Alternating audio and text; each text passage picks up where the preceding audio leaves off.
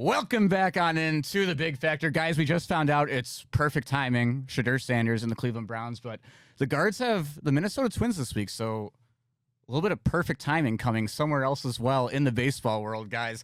Sam Hentges, 80 grade curveball, 80 grade glue guy, 31 on Fanatics, 1 in your hearts. Fellas, welcome on in. That was beautiful. Thank you. I appreciate it. Beautiful. I appreciate it. Sam, what's going on? What's up, guys? How you doing? Good. How are you? Good. Dude, Doing well. Let's jump into it. How's recovery been? We know we talked a little bit before the show. You're out there in Arizona. What's the recovery been like? It's been good. It's been fairly smooth. Obviously, there's in anything that's a long-term injury, there's going to be kind of peaks and valleys. But so far, I mean, we're tracking right on schedule. Shoulder feels good. Been playing catch for about a month and a half now, and sorry about this dog's going crazy in the backyard. Is it your dog? No, it's not. We got some action here in the backyard today for whatever, I guess Sunday afternoon. But we got people over here having a little party or something, and this dog's going nuts. But no, I mean it's going well. It's long and it's slow. But it's going well so far. So for you, Sam, what's kind of that driving force when there's days where I'm sure you don't want to wake up and hit it quite as hard as you did the day before? What keeps you ticking? What gets you going through into the next day? I mean, there's a lot of things. I think, just the love. I mean, I love what I do. I do miss competing and want to get back to competing. And like I said, this is a long process, and it kind of tests. I think it's more discipline than it is motivation at this point, because some of these days get long and it's frustrating, and it's out here in Arizona and you're hot and it's about to get a lot hotter. But yeah, I mean, I think it's just more discipline than it is motivation. But if I had to kind of pick a motivating factor, it'd probably just be my wife and little baby boy. That's the best. You can't beat that. Sam, not to give the folks too much of a peek behind the curtain, but there's rumors that the next time we get you out on the field, there's going to be no sleeves. That caught up in my head when you said about how much hotter it's about to get in Arizona here soon.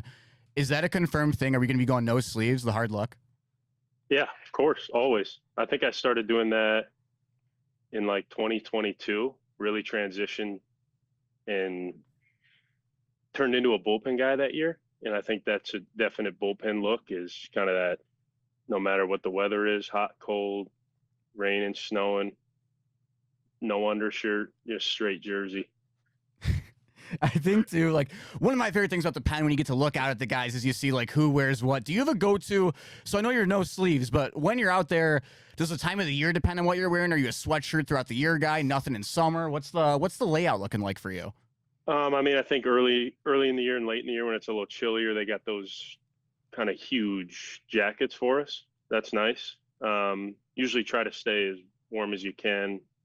I have learned over the years, especially on the road, to wear a sweatshirt when you're out in the bullpen, just so, fans kind of can't really pick you out as easy.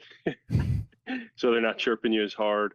Because if your last name's right there, you're an easy target. Yeah, whatever they need to find, they can find it. Yeah, exactly. So I like to wear something over the jersey, whether it's like a cutoff sweatshirt during the summer. But those jackets, especially into playoffs in October, gets a little chilly, and those are nice. So you've gotten the chance to be in Cleveland now for 3 or 4 years. What are your full thoughts on the city now that you've had some time to delve in a little bit, maybe try some new parts of town? What do you think about Cleveland? I like it. I was born in the Midwest, and kind of know how Midwesterners are. And Cleveland's definitely blue collar, and they got that kind of put the boots on and go to work kind of thing. It's a sports town. I have enjoyed it a lot. I haven't gotten to see the whole thing, even though I've been there a couple of years. But I've spent some time in downtown. I've spent some time on the west side. But I like it. I hope to be there for a while longer, as long as they'll keep me around. But it's it gives me it's definitely a lot different than Phoenix now that we're living out here. Kind of gets a little back to the Midwest and kind of that vibe, and I like it. For sure. Sam, we're gonna do some rapid fire questions in a second. I remember when I was out in Arizona with Gab Cruz, Mitch Longo, we hit some awesome oysters with you, Shane. It was a lot of fun. Best restaurant in Cleveland though. My wife and I like going to this place. I don't know what city it's in. It's called Timetable. It's a small little joint. It might be in Westlake, or Rocky River, kind of that area. It's in Bay Village. Bay Village, yeah. Yeah. Timetable, like the spice time. Yeah. It's super cool, super small. They kind of have a rotating menu, rotating drinks. Their drinks are awesome. And usually if we have like a rain out or something, we like to go there. Sam, it's time to go here. We're going to run you through the gauntlet, a couple of speed answers out of you here. Good. Starting out, now that you've been in Cleveland, best burger you've had in the city. Golly. I don't even know, dude. If I go to a restaurant, I don't even get the burger. I know it's kind of a boring answer.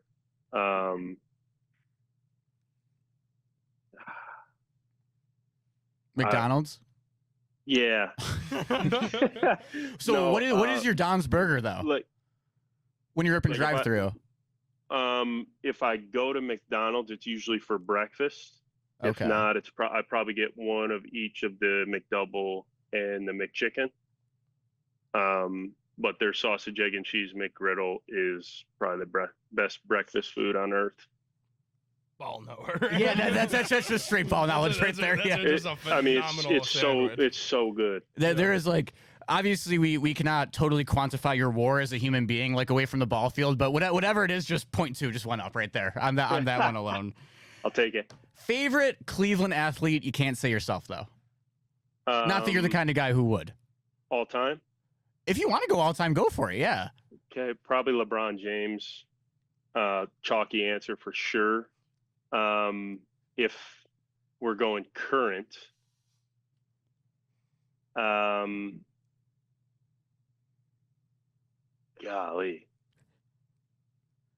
Jose Teammate Ramirez, or no, obviously. Jose? Okay. The Cavs. I've always liked Darius Garland, weirdly. Yeah, DG's a solid one. I like DG too. I don't know I think it's just like I don't know. There's just something about him. It's just like he's so smooth. He's fun to watch. By the way, were you guys watching the Timberwolves game? It just ended before this. I was refreshing more so than I was watching. Do you have any is Bron he's not that obviously, but are the Lakers in a little bit of trouble here, Sam? Yeah, definitely. It's 3-1, man. I was gonna 3-1. Ask you do you ever get compared to like Cavs players? Like, does anyone see you in public and be like, "Oh, are you on the Cavs?" Dude, yes. Is it more in the guards? Is it what? Is it? Do you get it more than the guards just because of how tall you are? Definitely. It's usually the first question people ask, like, how tall are you? Do you play basketball?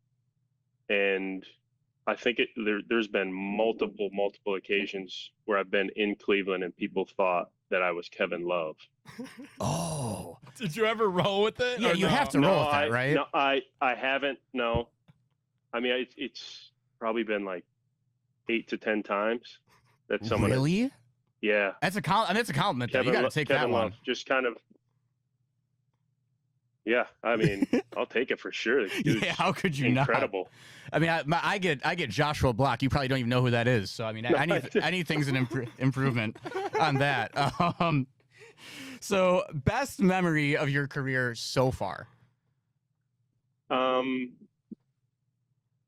would probably say last season's postseason run, but I wasn't as much a part of that. So probably that 2022, that little kind of run that we made. It was a lot of fun. Probably me individually pitching in that wild card game against the Rays at home. That game was incredible. It was super long, but probably that if I had to pick individually. Okay, so when you have the fam come into town during the season, what's the must-hit spot you got to show them in Cleveland? My family loves music, and they love going to the Rock and Roll Hall of Fame. I think they've been there like 2 or 3 times. I've only been there once, and it was right after I was drafted, so I don't even really remember it. But that's something that they love to do when they're in town. If they're not, I mean, they come to every game when they're in town. But probably the Rock and Roll Hall of Fame. Don't be afraid to answer McDonald's here. Best breakfast spot in Cleveland. I like when in 2020 I was going to this place called Yours Truly. Oh, downtown. Oh, that's downtown. I was living downtown. Banger. It was pretty solid. I was living in a hotel, so I couldn't really cook breakfast, so I would go there frequently with a lot of the other guys. You want a fun fact about Yours Truly for your next trip? You can it's the only place I'm aware of on the planet that you can get a pitcher of chocolate milk. Wow. We thought it was insane. Well, we were all like hungover one day, and we were like, oh, great idea. I mean, pitcher of chocolate milk, greatest thing ever. They do ring you $26 for it. And it's not like helping out to pay a contract extension or anything. Like, you're just biting the bullet for 2 glasses of chocolate milk. That's a lot of chocolate milk, huh? No, it's definitely there. You get your fair share. Don't get me wrong, Sam. I mean, I could try and grow the bones a little bit, you know, like we're still, if you got any programs, let me know, of course. But yeah, I need all the milk I can get, brother. Milk's good. Milk's good for it. Favorite neighborhood in Cleveland? You knew a couple on the west side. I was surprised. Yeah, I knew a couple. I mean, I've lived in like the Crocker Park area, just like in little apartments there. I think that place is awesome. It's got kind of everything you need, shops, and it's even got that Trader Joe's there. I was gonna say you had to shovel down Bibby Bop at Crocker Park at least twice a week. I didn't go to Bibby Bop too much. I kind of got in Columbus they cater it like 3 times a week. Oh, okay. So I kind of got Bibby Bopped out. That's where I'm at on Arby's. I go to Yard House a lot. Yard House is a good dinner spot. Yeah. Cheesecake though, you can get anything at Cheesecake. Cheesecake, yeah, they're kind of the same. Like, I've always been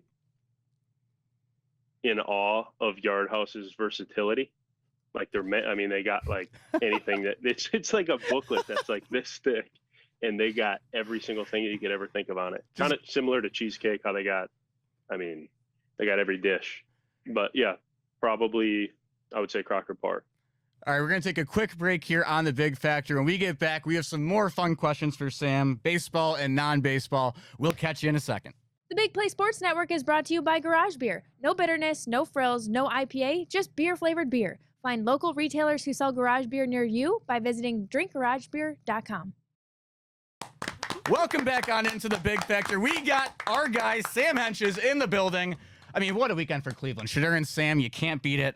Hopping right back into those questions we had. Actually, before we get back to the short answers, Sam, 4th round pick yourself. Give me a little bit about your draft day, and also, how cool is it that you went off the board before Shadur? Super cool. Definitely did not see myself going off the board earlier than Shadur, but Shane Bieber and I were talking about that the other day. That's something that we can hold forever. But so draft day, I don't know if it's a thing in Ohio, but we do in Minnesota, we do high school graduation parties. Oh, yeah. That's the thing here in Ohio. I still look forward to high school graduation parties. Yeah, I know down south they just do college, but high school graduation parties are elite. So I had mine coming up, and we had kind of been watching the draft the night before, and I was out in the front yard. We rented a soft serve ice cream machine for my party. Oh. And so I was helping my mom take it out of the car and bring it in the house. Next thing I know, my dad comes out the front door and he was like, you just got drafted. And I'm like, what? Like, that doesn't make too much sense. Yeah, the little sass meme. Got the soft serve machine in your head. What? Yeah. And because in high school, you kind of like, as far as a signing bonus value, you like set a number that teams would have to reach. And the number that we had set, like the first 2 rounds went, and then like slot value kind of tapers off pretty quick. And I'm like, okay, I'm just going to go to college, whatever. And then my dad came out, you got drafted. And then we kind of talked with the team a little bit, and I ended up signing, and I'm very, very glad I did. But yeah, I mean, I was carrying a soft serve ice cream I machine. mean, move drafted. numero uno has to be you plug that puppy in and just stick the head under, right? Yeah, I should have. Yeah, I think I was. I mean, I was in shock for sure. It's just like a cool, very cool experience. Definitely can't relate to it, but it sounds like it'd be a pretty fun one. Favorite game day tradition for you, Sam? I don't know. I like the past few years. I can only really do it at home, but I like the steam room. Like hopping, there's a steam room underneath. I'd like to go in the steam room for like 5-10 minutes, kind of get dialed in, before I get dressed and head out. But they redid all the clubhouse and everything underneath. I think they still got a steam room in there, or sauna or something, just to kind of get you locked in, and yeah, basically just get you right. Get you fired up. Speaking of being fired up, in terms of watching Sam Hentges twirl a ball around, you can't beat or get much better than the AL wildcard game in 2022. I was there. I was up on the bridge in the way wee corner until it finally got empty enough where you could just slide it right on into the front. 6 Ks, 3 innings. Just take me through that experience, like your first real big playoff moment, and how cool it's got to feel. That was super cool. I mean, it was, yeah, that was definitely a long day. I think I had gotten, or like I started warming up in the 6th inning, the 7th inning, the 8th inning, didn't come in. Then it goes to extras, and then the bullpens. I mean, there was probably like 3 or 4 of us left, and we're all just kind of looking around like, who's next? And then, yeah, get out there, kind of handle business for a couple innings. It was kind of like the one specific thing, and it's kind of weird, that I remember from that outing is I think it was like in the 14th or 5th, like the 2nd or 3rd inning that I was pitching, because it was 0-0. Yeah. And I was like, I feel like this stadium is so bored. Like, I feel like everybody, it was like, because it was like fairly quiet, and I don't know why I was feeling that. I was just like, can someone do something to like end this game, pretty much. And then Oscar Gonzo decided to do it. It was great. It was super fun, great memory. My family was there. It was a lot of fun. Obviously my first playoff experience. But yeah, those playoffs they're so fun to be a part of. Speaking of playoffs too, your Minnesota Vikings decided to move on from Sam Darnold. We're fully strapping in on the JJ McCarthy wave. Are you down for JJ McCarthy, or were you a Sam Darnold guy? Where's your head at right now? I like Sam Darnold, but I mean, I kind of have to be a JJ guy now. I think Kevin O'Connell has done, like, his track record with quarterbacks. He was a quarterback himself. His track record has been great. Like, he turned Josh Dobbs into a stud quarterback for a couple games. Sam Darnold, Kirk kind of got the best out of Kirk Cousins. But yeah, I mean, I think the roster's looking really good. I'm super excited. I wasn't super fired up before last season, then they decided to go nuts. But yeah, I mean, I'm all in on JJ. I think the team is all in on JJ too. Like, they've already kind of given him the keys. So super excited about that. You said you and Shane were talking about it. What did you guys make out of the Shedeur Sanders draft slide? And then ultimately, of course, like, everybody kind of knew that it was just written in the stars that it was going to be Cleveland. Yeah, I mean, everybody's kind of talking about it. Everybody's watching it, keeping up with it. We were talking, I think it was on like pick, I don't know what pick he was, but it was like pick 130 or something. And I turned to Shane. I was like, what pick were you? And he was like, I don't know, like 122 or something. I was like, yeah, I was 128. So we got drafted ahead of Shedeur. It feels nice. But yeah, and then I finally, because I was kind of watching it on my phone. We were in the training room, kind of doing some rehab stuff. And then I finally turned to him. I was like, Shedeur just got drafted. You'll never guess by who. And his first guess was the Cowboys. and then he gets the brownies. So maybe Shane Bieber is a subscriber to the Bruce Drennan show, and he thought that the Dak rumors were true. That could be. We got a guy, Sam, that works here, like longtime Cleveland broadcaster, like literally turned 75 years old this month, who has been adamant on his show and then thus like social media that the Browns were going to trade for Dak Prescott. Like he has inside sources telling him that the Browns are trading for Dak, and it it went super viral when he said it. So like all these NFL Network reporters are like shutting down poor 75-year-old Bruce Drennan, and it turned into kind of a big thing. That's funny. Maybe he was. Maybe he's in. Yeah, maybe I don't know. It's subscribes. Shane Bieber, man. He's got connections everywhere. So maybe Shane will still be involved here. I don't know. Never seen his golf game, but Sam, you're a big golfer yourself. Wanted to ask you, if somehow it broke down where you got named captain of the team for the Ryder Cup this year, and you got your 6 captain's picks of who you can have on the roster, what guards are you taking with you to take down those guys from Europe? It's a good question. That is a good question. They actually did some sort of Ryder Cup this spring training against the Reds. I don't know if you guys heard about that. I think we were kind of behind it a little bit with Jimmy Hamlin. Yeah. Yep. Yeah. They did something. Okay, so if everybody's healthy, I'm taking Hunter Gaddis for sure. Could you give me like a little blurb about each guy's golf game too, just so the viewers at home can kind of know what we're working with here? Hunter Gaddis, sneaky good golfer, hits absolute nukes.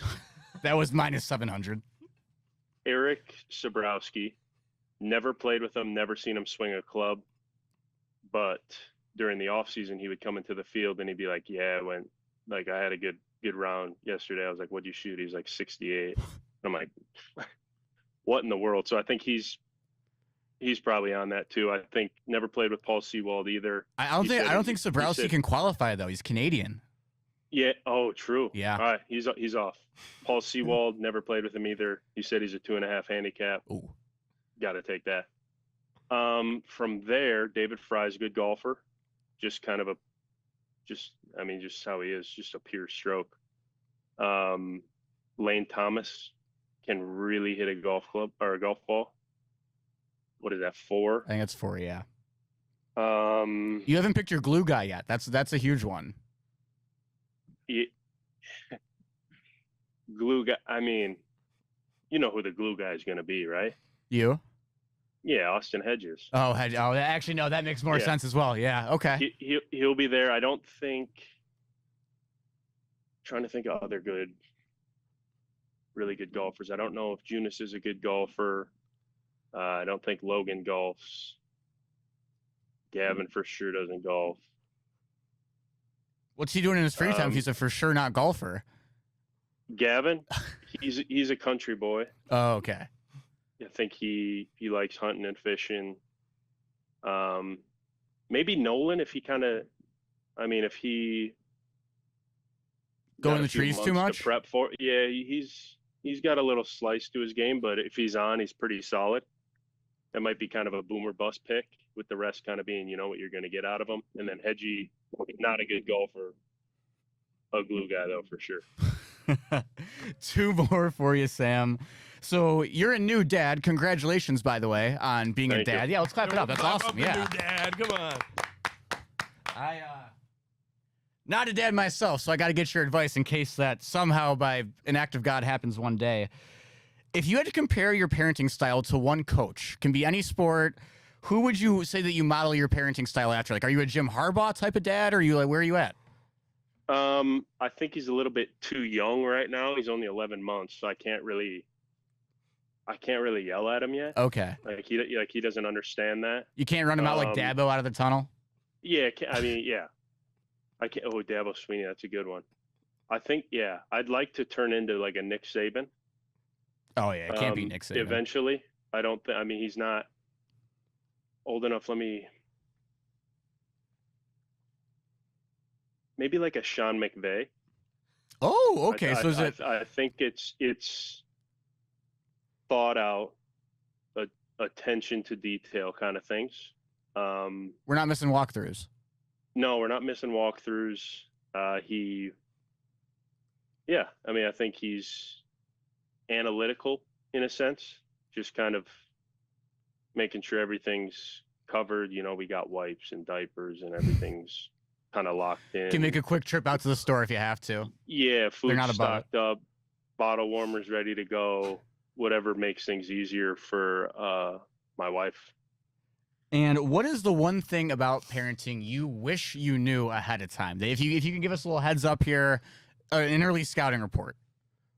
I think first off, I underestimated how hard it is. I mean, everybody always talks about like parenting's hard, this and that. And I didn't really expect it to be that like difficult, especially early on. Like for the first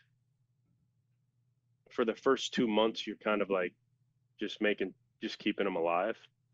And then the next couple months are kind of like trying to teach them how to sleep and like, okay, the sun's up, we should be awake. And then the sun goes down, kind of teaching them that circadian rhythm because they have to learn that. But I think advice that I would give is like, it gets easier with time, especially when they're little tiny babies. I mean, there were days where my wife and I were like, this is never going to end. Like this sucks. But it gets a lot better. And then they start getting personality. He's up walking around now. He's calling me Dada and her mama. And what if like first words, he's just like, what's up, Honch? Like just off rip. Like what would your head have done? I mean, his first word was actually, wow. What, like WOW. Oh. Wow. And now he just looks at everything and just says, wow. So I don't really know what that means. I haven't really thought about it too much, but that was actually his first word. I have an incredible off-air joke for that one. About to get there, Sam. Last one for you. If you were the owner of the Guardians for one day, first thing you would do?